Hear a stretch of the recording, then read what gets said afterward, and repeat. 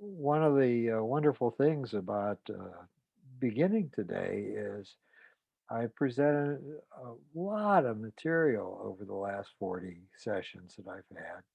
Lots of lectures about a variety of topics, things of how about how I think, who I am, principles I've learned about, principles I've developed, and I'm now coming into a time of greater freedom. I'm hoping to talk about a variety of just fun and novel things.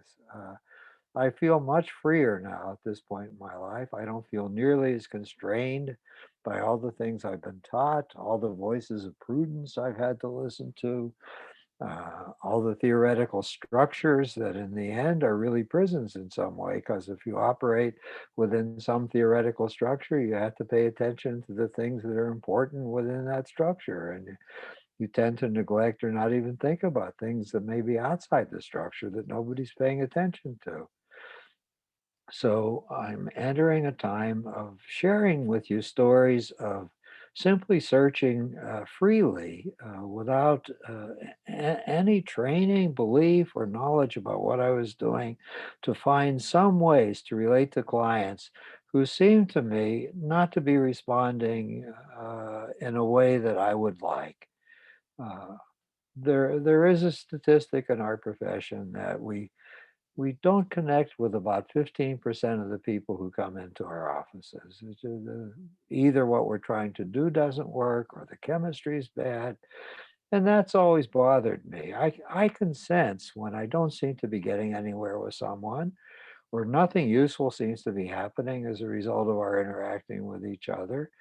And over the years, I've just gotten restless and I paid attention to that diagram I put up on the board before watching the various uh, screens that come up in the control room, the screen of the client, the screen of my own memories, the screen of things I've heard about, the screen of other clients.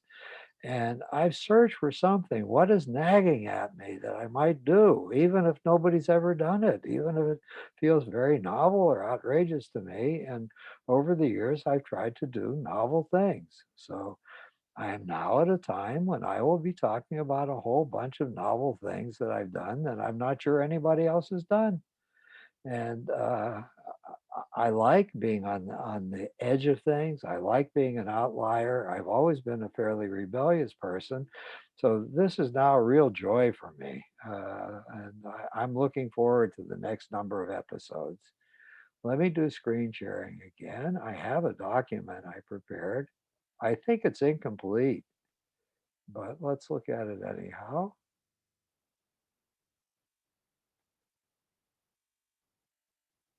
Share. No, that's not it. Here it comes.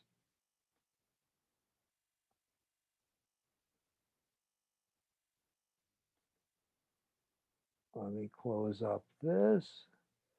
Okay, let me know if either of you do not see novel interactions with clients. I will take silence as you can follow with me. All right, hearing nothing from you, I assume it's on the screen. This is a list of the novel things, as of today at least, that I intend to go over in the weeks ahead. I think I may, of course, think of more of them between now and then because I'm not sure this exhausts the list. I'll just read them off because I don't know whether to be ashamed of them or proud of them. But here they are. These are things we will be discussing. Paying the expenses of a client's trip to Africa and going on safari. Attempting to work with a teenager who was never willing to say a single word to me. This one has parentheses around it because I've already presented it in another context. Asking a client to permit me to watch her carry out her bulimia behavior. Handcuffing a child molester to his bed. Demanding that a morbidly obese client eat more junk food. Hosting a suicidal client's mock funeral and then feeding her. This one I presented next. Prescribing a vision quest to a client with a maladaptive identity. Let me let's see if I can scroll down. Yes. And last week I was talking about the next one, doing a Hopi ritual of smudging, dancing, and chanting over a paranoid client. On to things I haven't talked about yet. Paying a stipend to a client for each therapy session he attended. Collaborating on the writing of a TV treatment with a depressed client. Placing one client who was a nanny in the employ of another client who had just given birth. Engaging in my own radical self disclosure with the client who terrified me. Assuring a client that his quote condition unquote was hopeless and that nothing could be done to help him. Teaching a student how to collude with a client and how to keep lying to his supervisor about what he was doing and what they were talking about. Well, as I rattled these off, this is really quite an array of things. So let me see where I'm going to go today.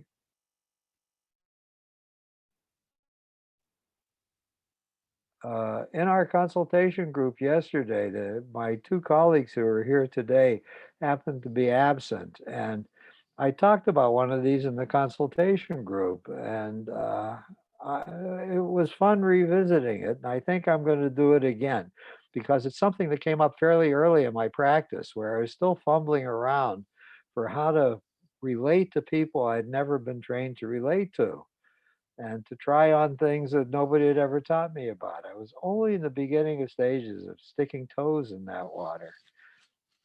So I'll talk about this story. Attempting to work with a teenager who was never willing to say a single word to me. Uh, as I look back on this, I groan. I am kind to myself because I actually wound up doing a piece of good work. But there's so many things I know now that I wish I had known then because how I attempted to manage this case, and I'll be talking about this with knowledge I have now, would be entirely different from what I did then. And I think I would have gotten to the final destination without as much travail and without as much confusion and without as much being lost as I'm going to describe to you. At any rate, this started out simply enough. I got a call from a woman who said the school psychologist had suggested to her that her child probably needed to be in therapy, and the school psychologist knew of me and suggested that she call me. And so when I asked her what the referral was about, she said, well, he had always been a very excellent student up until this current academic year. I think it was about November of the year that she had called me, and something seems to have gone wrong. He was behaving strangely now, both in school and at home. Let's see, I think he was 15 then. Yeah, he was a 15-year-old. What he was doing with school was he seemed to be daydreaming a lot. He wasn't paying attention. He wasn't a behavior problem of any kind. He seemed tuned out. If the teacher called on him, he would startle like he hadn't been listening. And he was beginning to miss doing assignments and not turning them in. He wasn't doing his homework. And he was beginning to get lousy grades on examinations too. And that was out of character for him because he had been a fairly exemplary student in the years gone by. And the teacher tried to talk to him who made the referral about what was happening. And he would just shake his head and grunt and say he didn't know, he didn't know. And leave him alone and it'll be okay. And nothing came of it. I heard from the mother that he had started with strange behavior at home too. He had a hand washing compulsion. Starting in about August of that year, he was washing his hands over and over and over again. Uh, he also started to refuse to take meals with the family. He had an older brother who was 3 years older than him, was in the last year of high school. And usually the father, mother, and brother and he would have dinner together. But now he insisted on, he didn't want anybody to serve him. He would go into the kitchen and he would dish up his own food. And then he would go up to his room, close his bedroom door, and he would eat by himself in silence in his bedroom. He also was refusing to walk across the rugs in rooms. He said he didn't feel safe out in the open space of the room. The only way he could walk from place to place was to go around the wall. He had to keep touching walls as he moved from place to place in the house. He couldn't launch himself apart from a wall too far, or he would feel very uncomfortable. So with the hand washing compulsion and the touching the walls and the eating in his own room, parents were also very concerned. They didn't understand what was happening to him, nor did I understand what was happening to him. But I agreed to see him. I thought, well, I'll talk to him. I'll try and find out what he's thinking about, what's upsetting him, what's making him feel unsafe, and why does he need to wash his hands so often? What is he trying to do? So in he came, and I like having offices that don't feel like offices. I don't sit at a desk. I have been in offices I haven't even had desks in. So the office I had there had a little desk, just with a little writing space for me. But the main thing, it looked like a living room. It had a couch and a few chairs and some lamps and some bookcases and some art up on the walls, and he sat where nobody else ever chose to sit. There was a hard chair right next to the door. There was nothing inviting about it. There were comfortable seats on the couch or comfortable armchairs to sit in, but he sat in that uncomfortable chair right by the door as if he was haunted or a little bit frightened to be there and as if he might have to get up and just run out as quickly as possible. He seemed like he wanted to sit near the escape route. And I could tell he looked uncomfortable. I said, you don't look like you want to be here very much. And he shook his head no. He didn't want to be here very much. And I said, well, I don't like keeping secrets. So I'm not going to ask you about yourself yet. Let me tell you what your mother told me about you. Here's what was said about you. I don't know if it's accurate or not. The first thing I'm going to ask you about is are the things your mother told me relatively real and true, or do they need to be amended in some way? Do you want to add something to it? Is there something else I should know? Let's get that out of the way, and then we'll go on talking about some other things, perhaps. So I told him about what the mother had said, about what the teacher had said first, and then I told him what mother had said to me about what she observed in the household that was troublesome to her. And I said, are these things mainly true? And he shook his head yes. He nodded and shook his head yes. I said, did he want to add or change anything? He shook his head no. I said, all right, so let's go on from there. What else would you like to tell me about? Silence. He didn't answer.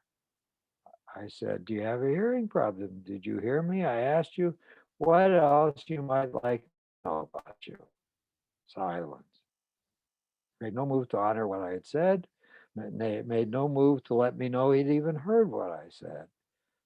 I said, oh, I can tell somehow the look on your face and your body posture says you're really uncomfortable being here. And you don't seem like you're eager to tell me anything about you. And I said what was true for me. I said, I think sometimes I've had clients that have difficulty talking to me.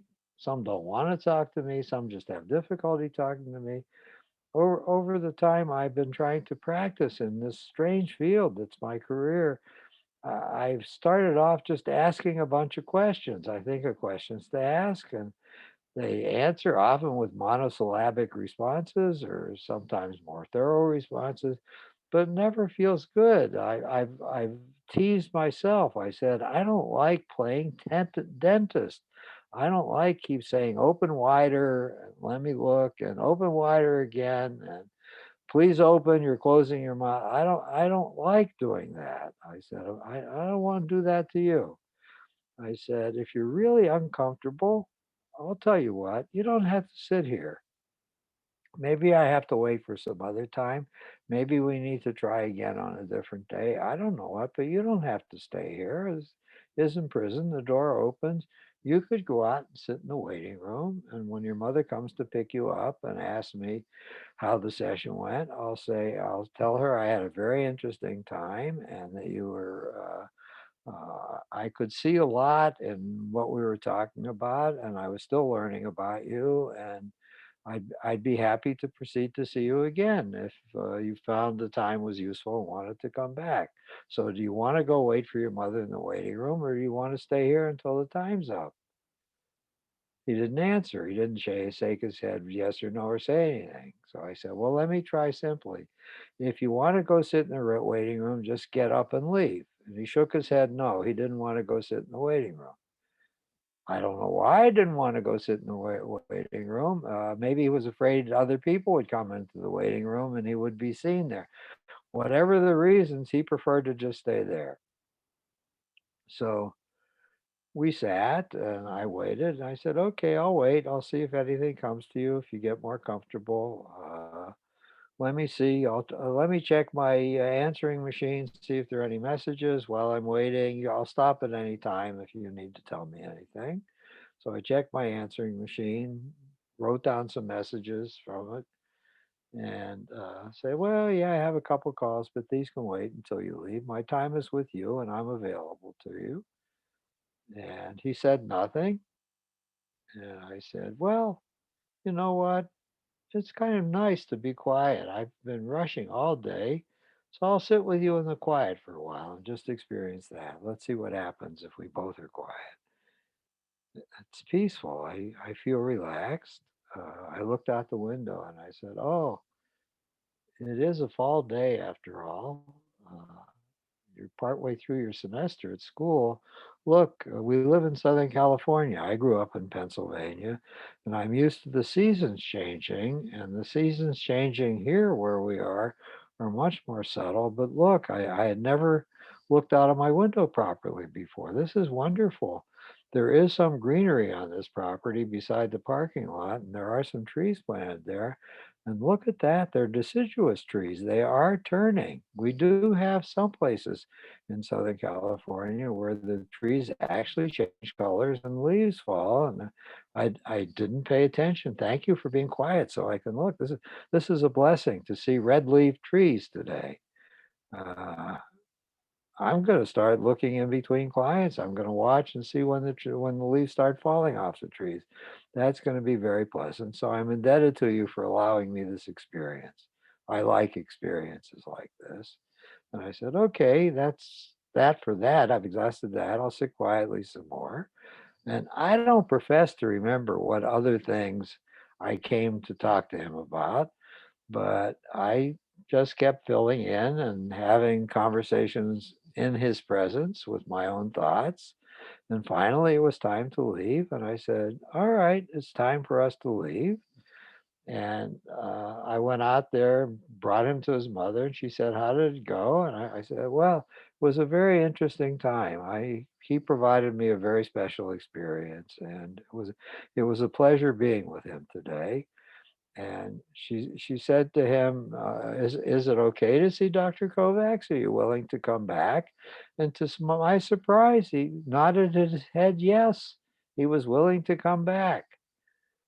I think in retrospect, based upon what unfolded between us over the weeks ahead and then subsequently, I think he was coming back not because he had any particular work he was willing to do or any particular thing he wanted me to know about. I think he was coming back because he knew his parents were distressed about him, and if he kept coming back, at least they would calm down. They would feel like he's working on it, as the phrase goes. He's something might be happening because he's seeing Dr. Kovacs every week.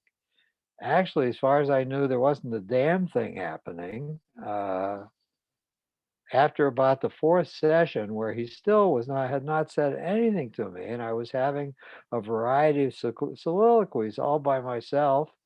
Uh, I remember I was selfish sometimes. Once I said I was in the middle of writing a report and I was stuck, and I told him what the report was about, and I told him what I was stuck about. And then in talking to him, knew what I wanted to do next. And I said, "Would you please excuse me? I'm going to take 10 or 15 minutes here, and I'm going to finish writing this report. Thank you for listening. Just having you to talk to and say something about it freed me up somehow. So I'm going to leave you in my mind, and I'm going to finish the report, and then I'll come back and be present with you again." I remember doing that. Then I remember subsequent to that, I began to feel like maybe I was giving him a very special experience. I had never done this with anybody else. And certainly, I don't know any therapist who's done anything like this. Maybe the special experience is he can come and sit with somebody and have some kind of relationship with that person, and he didn't have to do anything. There was no agenda, no requirement, nothing was asked of him. That's really novel. I thought about it. Maybe it would just be delightful to be on the receiving end of that. A relationship with no demands, no rules, and no demand. Almighty. Fortunately for him and for me, during the early period that I'm describing in my work with him, somebody who became very, very precious to me. I never spent any time with him personally, but I read his works. He had written only 4 papers. His name was Helmut Kaiser, and he had moved from the Manager Foundation in Topeka to come to the city to work and practice in our city. And I had the pleasure of hearing him make a presentation at a CE workshop that the Los Angeles County Psychological Association had put on. And he presented a novel thing he had written. It was a play called Emergency. And that's worth talking about at some point too. Helmut Kaiser's play Emergency. But in the middle of the play, one of the characters, who is a psychologist, says the only necessary condition for therapy to take place is the two people meet. That's the only necessary condition. And I thought to myself frequently as I was with him, well, we are two people, we are meeting. Supposedly, if I'm creative enough, thoughtful enough, clever enough, patient enough, I can help make change happen. But it's all on me. I am the therapy somehow. It's not his responsibility to come up with ways he can change. I have to make it happen. It's on me. But I am meeting the only necessary condition. The rest is up to my intuition, my wisdom, my creativity, my caring, all kinds of other things. But I am meeting, and he is meeting the only necessary condition. I comforted myself with that. So I'll just keep showing up every week and I'll go with my own flow. After about 2 months, I got this somewhat disheartening information from the mother again. She called me up and said she wanted to talk to me. And I spent about 20 minutes with her on the phone. They said he seemed a little bit more relaxed at home. Uh, he even occasionally stayed for a meal with them. He didn't say a word, but he would stay and consume a meal in their presence. And the hand washing compulsion seems to have reduced in frequency a little, but he was not producing at school. And they were very worried that if something better didn't happen for him, that they were he was going to lose his credits for the school year. And they had searched around, they had asked other people, and they had gotten recommendations. And they had been in contact with a private school who specialized in various kinds of emotionally troubled teenagers. And the private school said that they would try working with him if the parents could come up with a tuition. And of course, they love their child. They wanted to do the best for him. There was no insurance that was going to pay for this. It was going to be fairly pricey.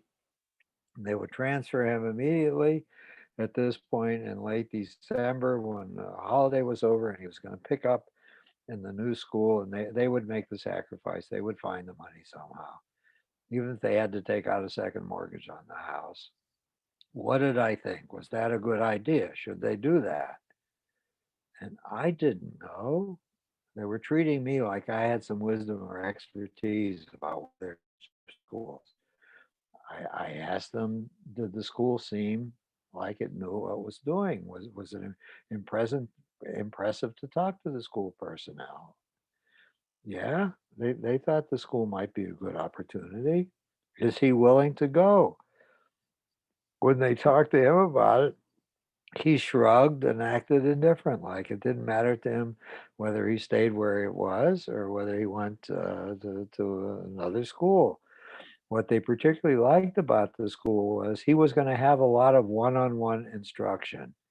And they thought maybe the human contact with a teacher without having to share a teacher with a whole bunch of other students would do him good. So I listened and I said, I'm sorry for the economic distress you have to go through. Uh, uh, it doesn't seem like you're proposing doing anything that poses any harm or any danger. If you're willing to make the sacrifice, yes, go ahead, be experimental. Transfer him. I know he can always retreat back into the public school system. Transfer him and see if anything good happens. So they did that. As soon as Christmas recess was over, he started new school. He came back. I asked him how the new school was, and he just made a shrugging gesture. I couldn't tell whether he was indifferent to it, didn't care. It was mediocre as far as he was concerned. I didn't know what his body language meant. He uttered no words.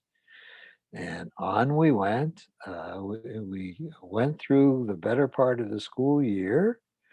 And towards, I think, late April or early May, the parents called me and they said they were really distressed to say this because the young man had been taking hold in school. He had been doing more of his schoolwork. He was going to get passing grades, and it was very expensive to have him keep coming to see me. And whatever I'd done had been worthwhile because he was on an upward trajectory. They were going to withdraw him from treatment, and sometime in the summertime, they wanted to bring him back to me because they wanted to make a decision whether they should pay another year's private school tuition or whether it was safe to put him back in the public school. Would he start working all right in the public school again? And I agreed. I let clients lead, and I don't try and talk them out of what they're doing. I wasn't sure I had extra wisdom about this, particularly since he had never said a word to me. And I said, fine, let us tentatively think of maybe in July sometimes. Make an appointment with me if you're in town. I'll see him again and I'll try and get a sense of what his mood is. And we'll talk about the possibility of going back to public school in the fall and we'll find out what happens next. So that's what went on. I said goodbye to him on the last day. I told him what the plan was. I said I was happy for him. I hope it meant something to him that he was beginning to do schoolwork again. I hope the schoolwork was interesting and it had some meaning for him to do his schoolwork and it wasn't just a mechanical exercise and he was learning something of some value to him and maybe he liked the school better and we would talk in the summertime sometimes about whether he should stay behind in the school he was now in for another year or transfer back into public school and I would see him again and that would be the topic of our concern at that point. So I forgot about him. Didn't think about it much, still shaking my head about what a strange experience, it had been to see him for 15 or 20 times without ever hearing his voice. And so July came and then he came, still seated in that damn seat. I forgot to mention that.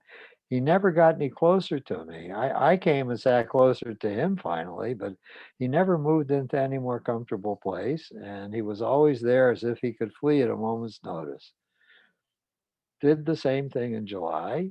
He didn't take a position, didn't say a word, didn't tell me anything about whether to go back to public school or private school. So the parents asked me what I thought. I said, I don't know if I have any real wisdom about that. I feel very divided. You know, it was working in the private school.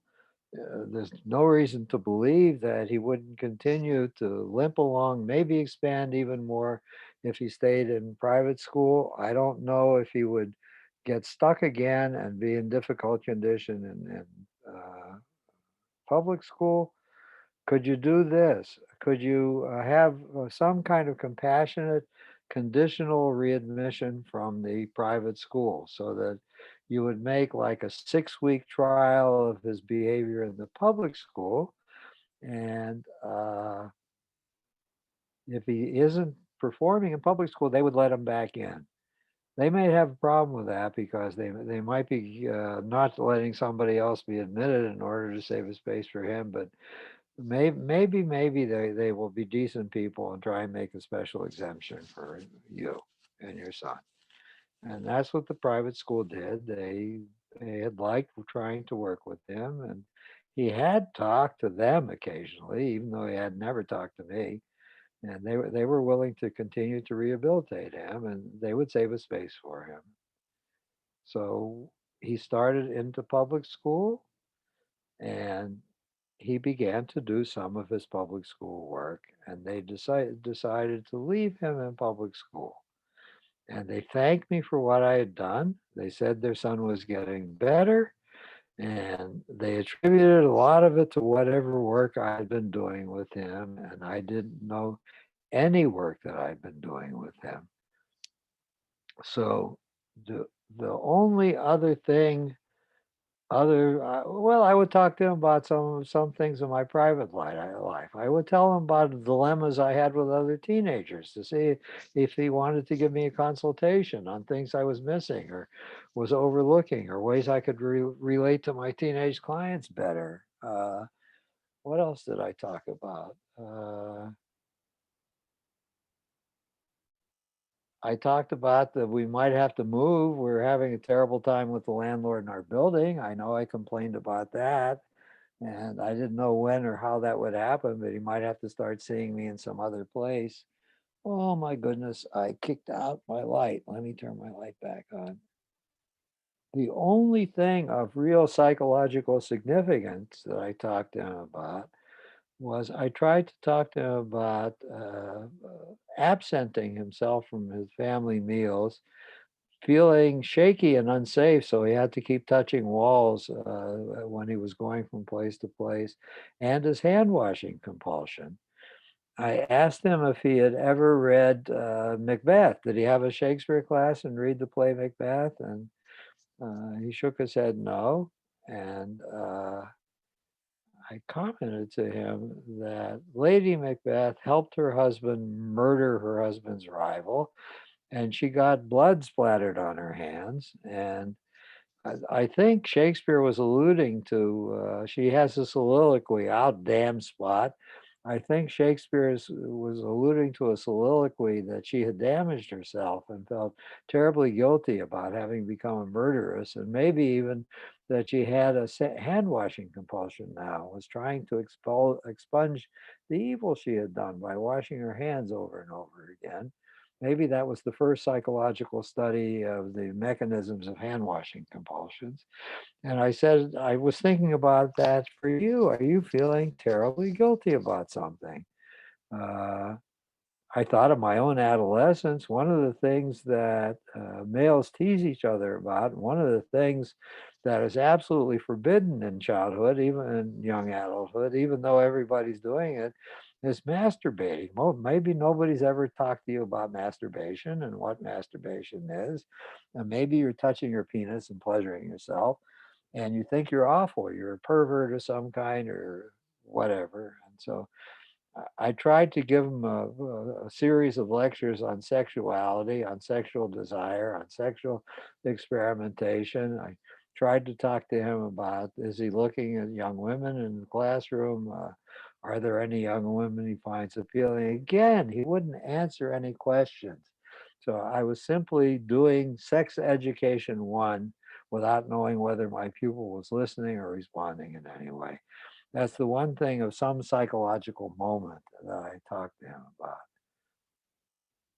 At any rate, sometime in the second, in that fall school year, he was making significant enough progress in attending to his schoolwork that his grades were starting to come back up. He didn't have to go back to private school to get the support he needed. By the way, he had a different teacher this time too. I think that may have made a difference. And the parents again said that they were really quite broke from having paid that private school tuition. And they knew that they could bring him back if he started to backslide, but they were going to terminate the care with me. And I said that that was fine. And yes, they were right. If they needed to come back, I'd be happy to see him again and talk to him some more. And those are the words I used. I would talk to him some more. He wasn't talking to me. He was continuing not to talk to me. And I didn't hear from him again. Somehow, maybe he was still strange, but not so strange that he was in danger of doing something that could cause real wreckage in his life. Maybe just being a quirky and odd person who was insecure, washed his hands too damn much, and stayed away from close personal relationships. But he was doing the essential things like getting his education that were required of him. So they didn't want to spend money on treatment anymore. And then I was surprised because I assumed I was never going to see him again. Somewhere around the time that he would have been turning 18 and was graduating from high school, his mother called and said, "Your client, are you still available? Your former client wants to see you." And oh boy, was I surprised. He actually wants to see me. He wants to come in. He wants an appointment. I was certain he was going to talk to me on that occasion. At last, I'm going to hear his voice. I can find out the answer to all the riddles and mysteries about what he was experiencing during those times that he was not telling me about himself. At last, clarity would come. Excuse me while I wet my whistle here.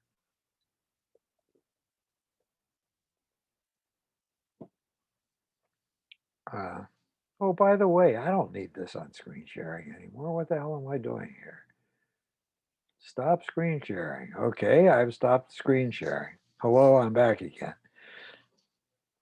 Uh, so I waited eagerly for him to show up on that day, and he came, sat in the same damn chair by the door so he could run as fast as he could if he decided to flee.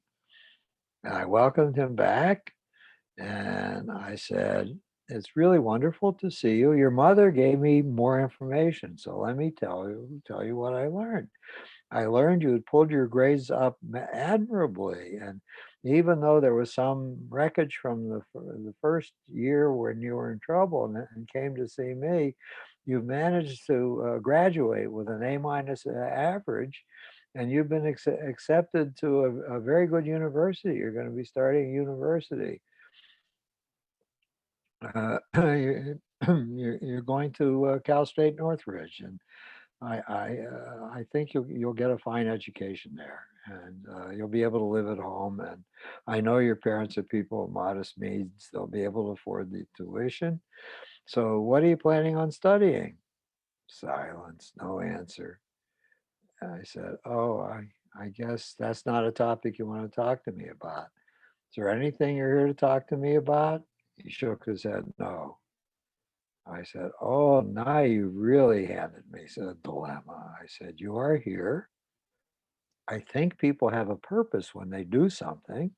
You must have had some purpose in wanting to come and see me. but I apologize. I don't know what the fuck the purpose of this visit is. I assumed incorrectly that there are many things you felt more comfortable now about sharing with me, and you wanted to hear from me about whatever those topics were going to be, but you've now let me know it isn't anything you want to talk to me about. So why are you here if you don't want to talk to me about anything? All right, I'll start stupidly. I'm looking at you. You're here to show me you. All right, I'll tell you what I'm seeing. You have changed a lot over the year and a half since I've seen you. When I last saw you, you were mainly a young man, but still partly boyish. And now you are fully a man. I can see you have to shave regularly. You just look different. You look like a mature person, not like partly boy anymore. And I find that quite impressive. You present yourself in a very sturdy and grown up fashion. What's on your mind? I don't know. So is that what you wanted? You want me to see who you were? Shook his head no. I said, what the fuck are you doing here? And I said, I'm sorry. I'm partly preoccupied. I've been thinking about the last 18 months, and I don't know what's happened in your life, and you're not talking to me. So let me tell you, I'm a very different person than I was 18 months ago. Maybe I should apologize doubly to you, being doubly for not knowing what the purpose of this visit is, and doubly because I don't think I was on my best game, whatever that might have been when you were here before. I was really a very unhappy person. My marriage was dying, and I was in terrible pain and very preoccupied with whether had the courage to get a divorce, what would happen to my children if I got a divorce. So while I was present here, part of me was not present frequently while I was suffering. I got lost in my own suffering, but I'm really happy to tell you it's been resolved. I'm going through a different kind of pain now, but I did get up the courage to leave, and I'm in a new relationship. I just found somebody who I'm interested in. And I think I could have the possibility of having a relationship with a woman that would be very sustaining and satisfying and not torturing to me. So I'm in a better place to be with you today than I was when I was with you before. And I feel even more peaceful. If we never say a word during the rest of the session, I will feel more peaceful because it's just easier for me to be with you. I'm not the sufferer who's with you. It's a more buoyant, cheerful, optimistic, and peaceful person who's with you. And I'm glad to be able to tell you that. But what is it you want? Uh, so I thought maybe you wanted to hear from me about what's happened to me, and I told you that. I've seen you and commented on how your appearance has changed. Uh, I've been reading a lot of other kinds of things in my field too. I didn't know about very much when I had seen you before. I'm much more curious about what it's like being a member of your family. There's a whole growing field of family theory and family therapy I've been exposed to now, and people are writing books about it and articles about it and giving lectures about it up one side of the street and down the other. And it's very powerful literature. I was trained that we see a person and we deal with what rises spontaneously in that person. We don't pay any attention to the family or the setting the person lives in, and that's changing for me. So I thought maybe you're coming here because you are a representative of the family, and magically, in looking at you, I'll know something about. I'm expecting if you've been struggling like you've been, there are not good things going on in your family, and I've never talked to you about that, never heard anything about that. And I could only speculate now about what it might be. One of the things I can tell you about family theory is usually when there's a person who starts acting odd or troubled, that person is carrying a lot of pain. It's the focus of a lot of pain that's going on generally in the whole family, and that the other members of the family are in pain too. But there's one person who's the main carrier, and that person usually winds up in a shrink's office, but it's the family that's really in trouble. The entire family unit is in trouble. So I'm thinking that too as I sit here with you. Maybe you wanted me to know something about that. No sign, no words. And time was up by then after I'd gone through my various soliloquies with him and speculations with him. So I said, I'm sorry, we have to part again. Are you coming back in the near future? He shook his head, no. And I said, okay, so I'll say goodbye to you. Maybe this is or isn't the last time you'll be present with me, but I apologize again for the umpteenth time. There was a purpose in your being here. And whether you needed me to know the purpose or not, I was very important to me that I understand the purpose. And I am at a total loss about what the purpose of this visit was. And as soon as I said those words, I started to cry. And my tears amazed me. And I said, in a flash, I think I know what the purpose of your being here is. Let me tell you what I thought. It was about you and what your purpose was. It makes me cry. I said, you were testing me. You were telling me you're not ready yet. This isn't the time. You can't talk to me yet. And that can't is a personal choice because, of course, you have a voice and are able to make sounds. But there is a psychological barrier that prevents you from talking to me. And you wanted to check, will I receive you back even if you're not ready to talk? Do you have a line of retreat back to me? Yes, you can come anytime. No matter how old you are, I'm not planning on dying or retiring for many years yet. Anytime you want to come, and if you just want to sit, you can just come and sit in my presence. And then I started sobbing. And he got up and he looked at me, and I think he was a little tearful too. And he turned around and walked out. And no, that's not the end of the story. I made a prediction after that experience. He would be back. He would come back and he would talk to me. All I had to do was wait. He would get himself ready. And when he was 24 years old, he came back. And I saw him 6 more times. And we were talking at last. It took that long. He came back and I welcomed him. Oh, God damn it. I kicked out my light again. If I stretch in the wrong way, I kicked the plug. There, it's on again. uh, he had talked to me. He told me he had graduated from college and he had majored in philosophy. And he had graduated summa cum laude with a philosophy major from Cal State Northridge. Now, who the hell majors in philosophy? It's delicious, but it's probably the most impractical thing of all that you can study, even though it's a delicious pastime. I love my philosophy courses when I was in college. And he'd come back and he wanted to get a job. And since he had a college degree, there were various kinds of white collar positions he was able to get jobs at.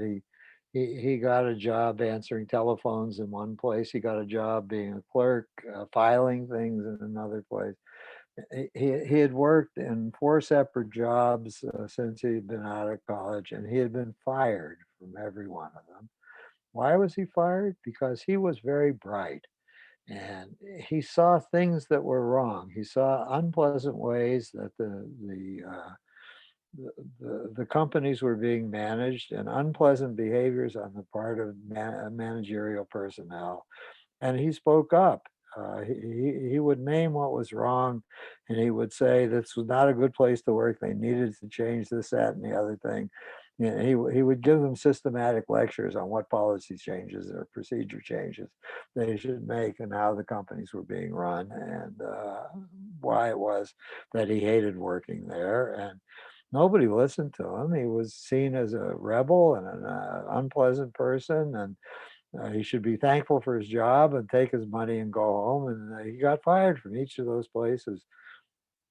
So now he wound up at home still, never managed to make enough money consistently to get himself an apartment. He had no friends.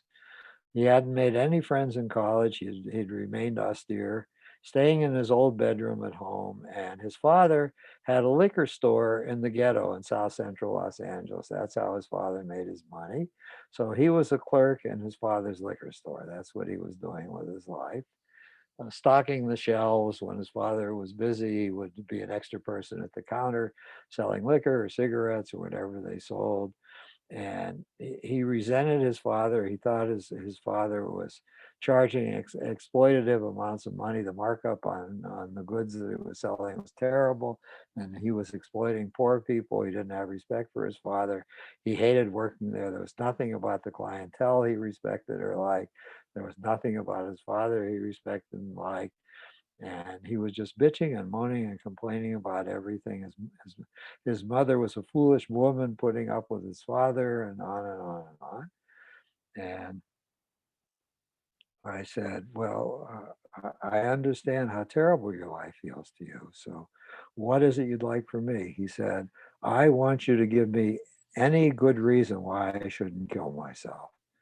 This is an intolerable life, and I don't want to be here anymore. And I don't see any prospect that anything is going to get any better.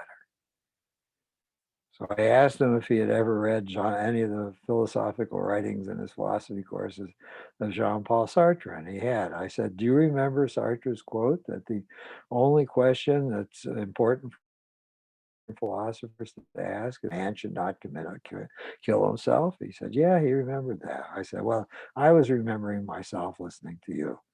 You are the philosopher who is asking why you should not kill yourself. And I can't answer you for sure, but I'll tell you what I think is part of the answer. Your life is intolerable. I don't blame you for wanting to die. The existence you put together is insupportable. There are only two things I believe.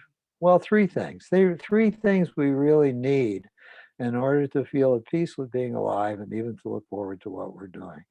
First of all of us are endowed with certain things that we can do effectively. And if we can find some way we can use what our parts of our endowment and do it on projects or teachings or whatever it is we're doing with our skills and make a difference in the world, do something that makes the earth a better place for at least some other people than ourselves to live, and get the benefit of knowing we're making a contribution to life on the planet. That helps a lot. And the second thing is to be the object of a lot of human caring and warmth from people that you respect and are meaningful in your life. And you don't have, oh, the third thing is solitude. You have plenty of solitude. You're in your room most of the time. As I understand it, you're playing your guitar and trying to write some music. You got plenty of solitude, but you don't have any things you're doing with yourself that are worthwhile, and you're not very respectful of the whatever interactions you have with your parents. They aren't very nourishing for yourself, and you have no peers. There's nobody in your own age group. There's no young woman that loves you. There's no young man, if you want to be gay, who loves you. Uh, who loves you? Uh, that's really something, because I halted at that moment and I muttered to myself, maybe I was the one who loved him. I didn't say that to him at that time. Today, I might have said that if he had been in my presence again. I said, I believe you can do it.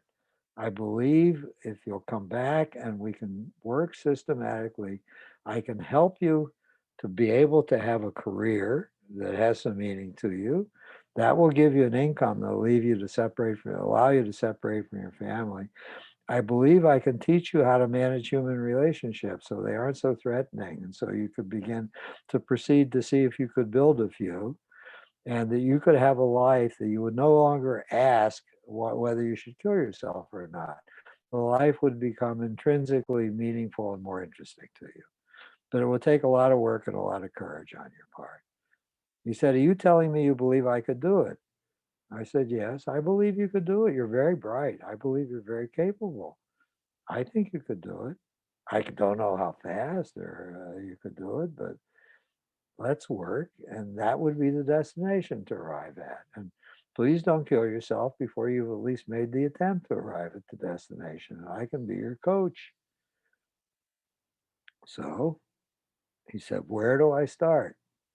Well, what's the most important thing that you want to accomplish as part of becoming a person that has a life worth living? I need my own apartment. I can't stand living in between my parents at home.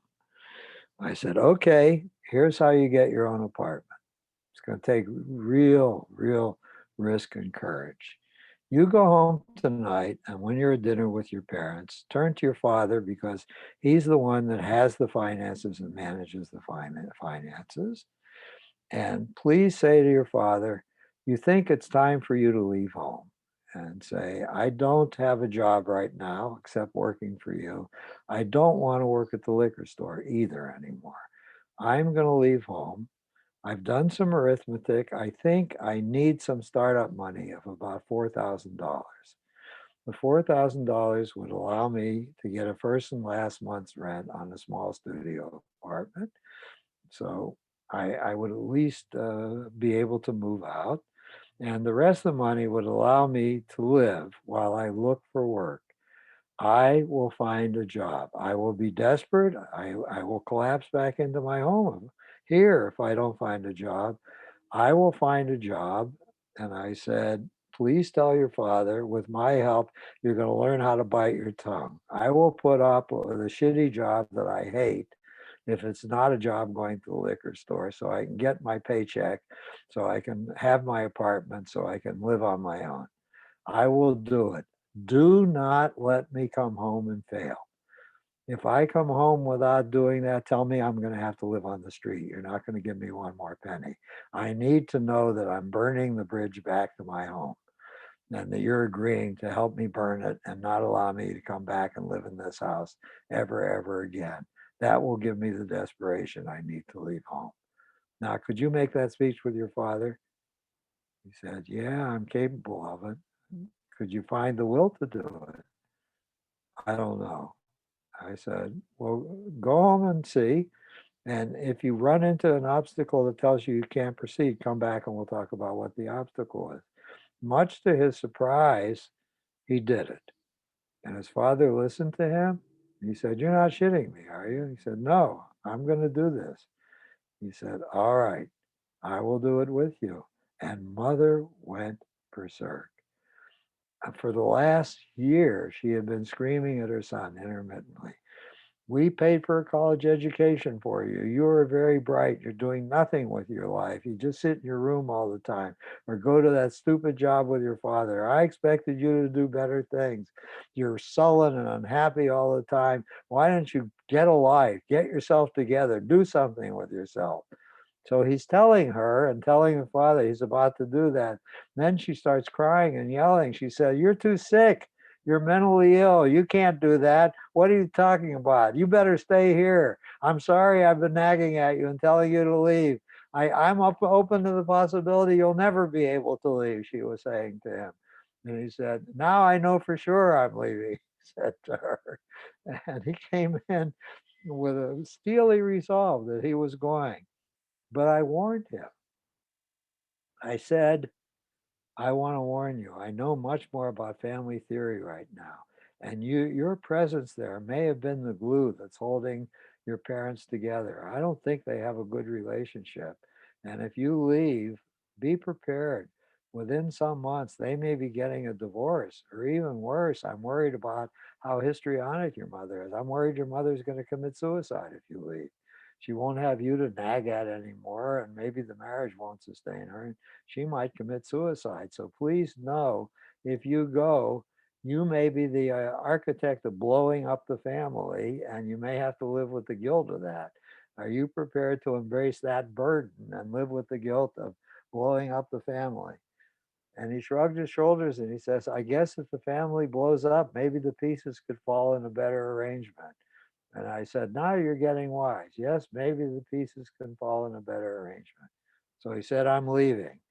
I kept him company for 4 more visits. That's all it took. The next week, he told me he had found a place and was moving out the following week. The following week, he came back. He had a job already and he was starting his new job. He was moving into his new apartment between the third and fourth sessions we had. And he did a really smart thing. He went into a large apartment complex with high-rise apartments. There were elevators in the building, a rec room, and a pool. And he was riding up, starting to move his belongings into his apartment. And there was another guy about his age in the elevator. And he said, "Oh, are you moving in?" He said, "Yes." He said, "Let me introduce myself. I'm Jock, and I live here. This is a great place. There are lots of nice people here. We're having a barbecue out at the barbecue tonight. Why don't you come? I'll introduce you to a bunch of other people." So the germinal buds of a social life was starting for him. Now he was going to be taken around and introduced to other people.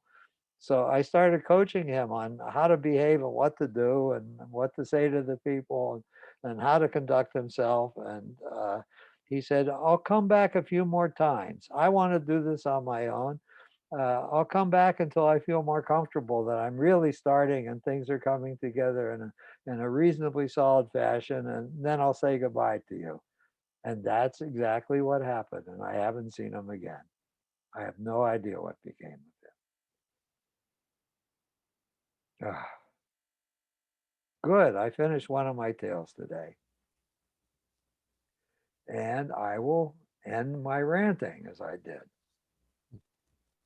Throw the floor open.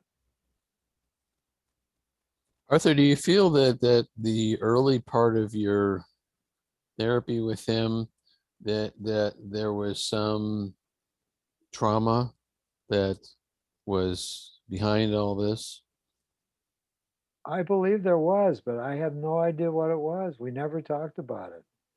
Oh, and I forgot to tell you how the story really ended. I never saw him again, but 6 months later, mother came in because father was divorcing her. And I had her as a client for a year, keeping her company while she grieved, mourned, went a little nuts, re-entered single life, found some friends, and stabilized herself. She went back to college, and then I said goodbye to her. So I have no idea what the original trauma was that dinged him up so badly. Do you suspect that there was some significant trauma, though? I would guess it was probably not physical, but there was a kind of emotional incest between mother and him because it was so tense and so lousy between the two parents. Mm-hmm. She had fixed on him to be her companion. She was the kind of mother who would come, I'm sure, walking out of her bedroom in her underwear sometimes, or not practicing proper modesty, or walking in on him unannounced in his bedroom, or walking up to him and giving him a hug and kiss unannounced while he would wriggle and try and get away from her. Those are the kind of images I had.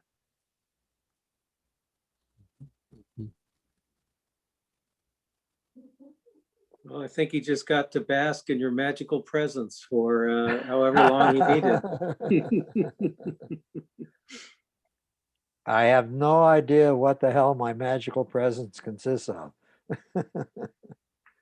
Well, definitely consistency and acceptance and patience and a way of being that was probably, well, absolutely not existent in his world in any way. By the way, I don't consider myself a patient person. I'm always very impatient. I can restrain myself and temper myself, but I it's not pleasant to know that there's important something that needs to happen and it's not happening. I don't find that pleasant. It's hard to be patient. I can be patient though. You're right. I was waiting. Oh, go ahead. I was waiting to hear that you were gonna bring out the chess or the checkerboard, or kind of like offer some food and share a meal together. That would have been a nice thing to do. Oh, I did share some of my lunch with him occasionally. I thought of that. Yes, I fed him. I'd forgotten about doing that. Oh, we went out for walking sometimes too. I asked him if he'd prefer to walk, take a walk outside, and enjoy the air rather than being cooped up in my office. So we did that. I shot some basketball hoops with him once while I was talking and he was listening and not saying anything. So I kept finding ways to relate to him. Oh, I'm not sharing the wisdom that I finally had by the end of my time with him. If I was to start all over again and had the very first visit I had with him, I immediately would have wanted to have a family session. I would have wanted to get to know the brother and the two parents and see what's happening in the family. I couldn't break out of the mold with him that my task was to see him. Didn't even occur to me to start seeing the other members of the family. I never even had mother in for a visit to take a history from her or anything. All I heard was conversation I had with her about problem solving over the telephone. And I was marching for those days blind.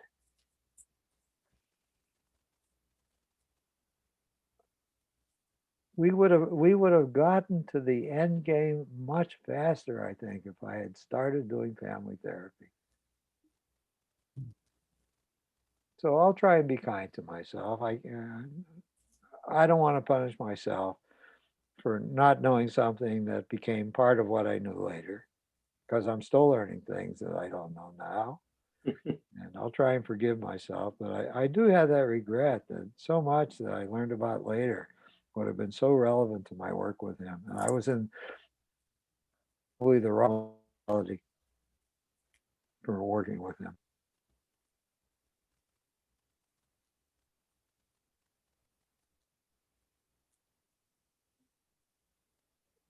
I might even not have seen him at all work with the parents for a while. I have no idea where my new knowledge would have taken me.